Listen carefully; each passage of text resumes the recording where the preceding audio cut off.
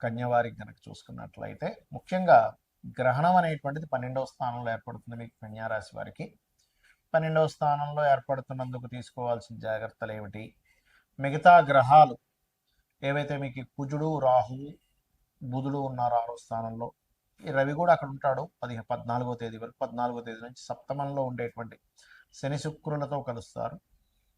మరి ఈ యొక్క గ్రహస్థితిని అనుసరించి ఈ నెల వచ్చేటువంటి 3వ తేదీ వచ్చే గ్రహణానికి 40 రోజుల పాటు తీసుకోవాల్సిన జాగ్రత్తలు ఏమిటి, మిగతా గ్రహాల యొక్క ప్రభావం మూలంగా మీకు కలిగేటువంటి ఫలితాలు ఏమిటి అనేటువంటి అంశాలు చెప్తుంది నేనైనప్పటికీ చెప్పిస్తుంది సాక్షాత్ లలితా అమ్మవారిగా భావిస్తూ, ఆ లలితాంబిక అమ్మవారి యొక్క అనుగ్రహం మీకు పరిపూర్ణంగా కలగాలని మనస్ఫూర్తిగా కోరుకుంటూ, ఇక్కడ ప్రధానంగా 12వ స్థాన గ్రహణం దేని మీద ప్రభావం చూపిస్తుంది అంటే ఖర్చుల మీద, ఇన్వెస్ట్మెంట్స్ మీద, విదేశాలకు వెళ్ళేటువంటి అంశాల మీద, వివాహ జీవితం మీద ఎఫెక్ట్ చూపిస్తుంది. ఎందుకంటే 4 కారకత్వాలు ప్రధానంగా మీకు చూపిస్తూ ఉంటాయి 12వ స్థానం విషయంలో, ఆస్ట్రాలజీలో చెప్పినటువంటి అంశం.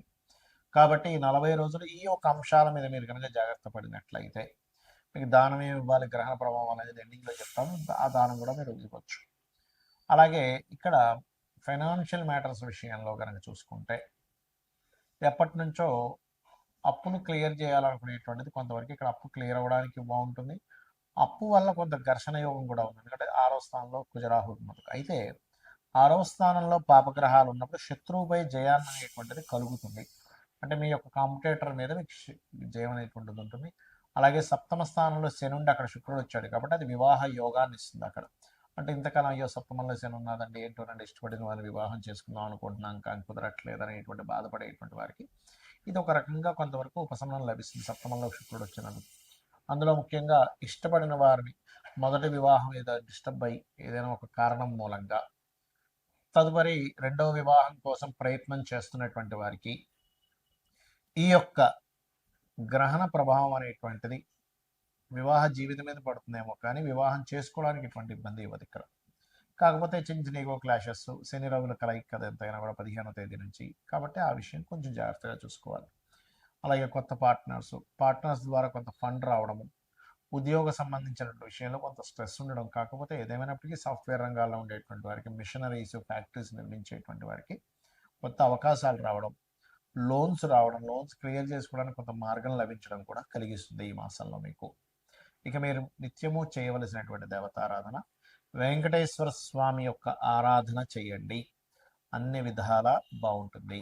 చాలా మందికి ఏంటంటే గ్రహణ సమయంలో ఎందుకు గుళ్ళు మోస్తాము, గుళ్ళులో ఆలయంలో ఉండే భగవంతుడికి ఏదో అయిపోతుంది, తన శక్తిని కోల్పోతాడా కదా అని అనుకుంటారు, కానీ అది పూర్తిగా తప్పు.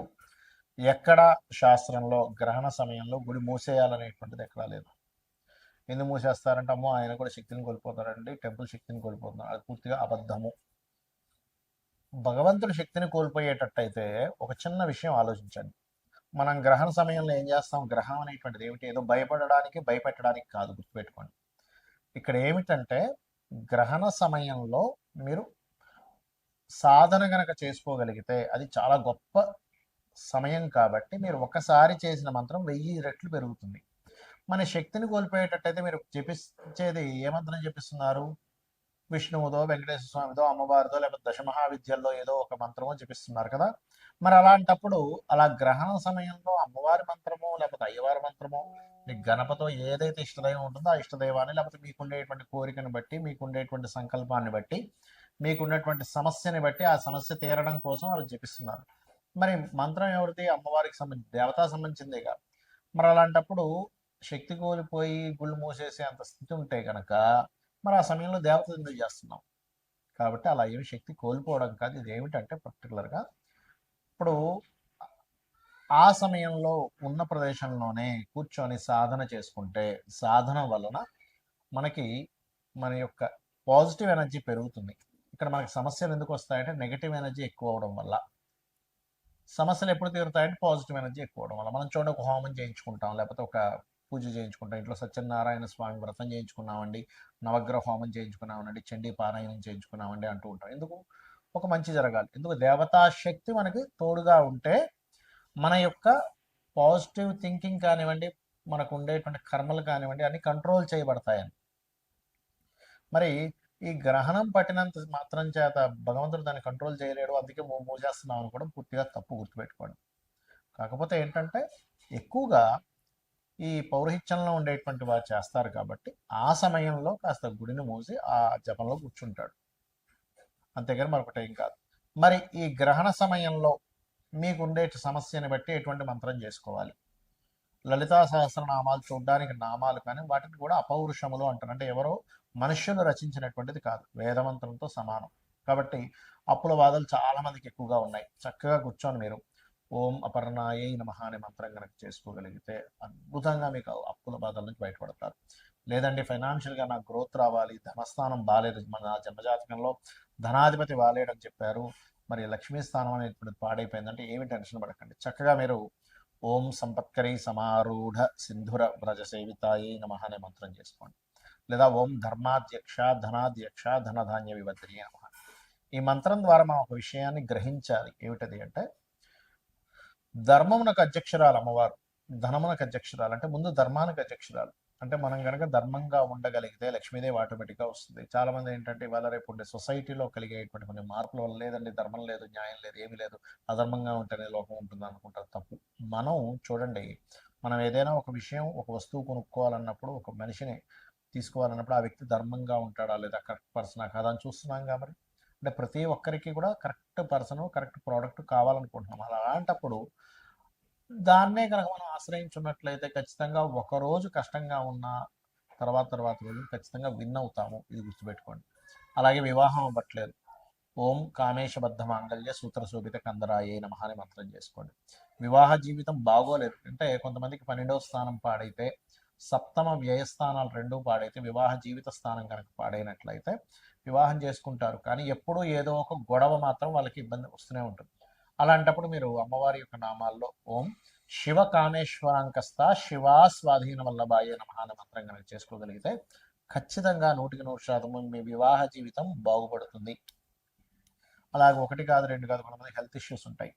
ఓం సర్వవ్యాధి ప్రశమని సర్వమృత్యు నివారిణి అగ్రగణ్య అచింత్య రూప కలికల్మష నాశినే నమః అని చేసుకోండి.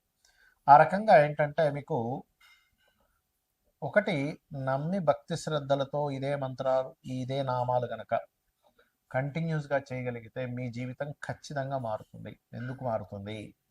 లలితా సహస్రనామాల్లో చెప్పినటువంటి నామాలన్నీ కూడా అమ్మవారి యొక్క స్వరూపం ఎలా ఉంది, అమ్మవారు ఏ ఏ రకంగా ఈ యొక్క విశ్వాన్ని నడిపిస్తుంది, ఏ ఏ రూపాల్లో ఉంది, ఏ రకమైనటువంటి ఫామ్లో ఉందని చెప్పేటువంటిది. మరి దాన్ని మీరు చెప్తున్నారంటే ఒక సత్యాన్ని పలుకుతున్నారు, అమ్మవారిని గుర్తిస్తున్నారు, అమ్మవారిని వేడుకుంటున్నారు, అమ్మవారిని కోరుకుంటున్నారు. లలిత సహస్రనామాలకు ఉండేటువంటి గొప్పతనం ఏంటంటే ఒక్క నామము మీరు ఎన్నో వందల వేల లక్షల జన్మల నుంచి చేసినటువంటి పాపకర్మని దగ్ధం చేసేటువంటి శక్తి ఉంటుంది. సో ఆ దగ్ధం చేసేటువంటి శక్తి ఎప్పుడైతే మీకు వస్తుందో, పాపకర్మ ఎప్పుడైతే పోయిందో కష్టం అనేటువంటి తీరిపోతుంది. ఇక గ్రహణం తర్వాత ముఖ్యంగా గ్రహణం ఎవరెవరికి ఉంటుంది? సింహం వారికి, సింహరాశిలో పడుతుంది. సింహము, కర్కాటకము, కన్య, అదేవిధంగా మకరము, మేషరాశి వాళ్ళకు ఉంటుంది. స్వల్పము, ఏం టెన్షన్ పడకండి, భయపెట్టడానికో భయపడడానికో గ్రహణాలు కావు. అలాగే మరొక విషయం ఏంటంటే ఈ రాశుల వారికి దానం ఏం చేసుకోవాలి? బియ్యము, ఉలవలు, మినుములు, గోధుమలు, నువ్వులు దానం ఇచ్చుకుంటూ ఒక ఇత్తడి గిన్నెలో నెయ్యి, ఆవు నెయ్యి, కొంత ఆవు నెయ్యి పెట్టి ఈ చంద్ర సూర్య ప్రతిమలు, అదేవిధంగా సర్ప సంబంధించినటువంటి చిన్న చిన్న సర్ప ప్రతిమలు, వీటిని దానంగా ఇచ్చినట్లయితే దోషం అనేటువంటి తగ్గుతుంది. మరి దానం ఇచ్చుకోలేని స్థితిలో ఉన్నామంటే ఏం చేయాలి? రామాయణ మహాభారతాలు లాంటివి వినొచ్చు, లేదా లలిత సహస్రనామాలు రెగ్యులర్గా విన్న అమ్మవారి యొక్క అనుగ్రహంతో మీకు ఆ రక్షణ అనేటువంటి లభిస్తుంది. ఎందుకంటే అందరూ దానం ఇచ్చుకునేటువంటి స్టేజ్లో ఉండరు. కాబట్టి చేయండి, ఖచ్చితంగా అమ్మవారి యొక్క అనుగ్రహం మీకు కలుగుతుంది. అమ్మవారి యొక్క అనుగ్రహంతో మీ అందరూ కూడా క్షేమంగా ఉండాలని మనస్ఫూర్తిగా కోరుకుంటూ శ్రీమాత్రే నమః.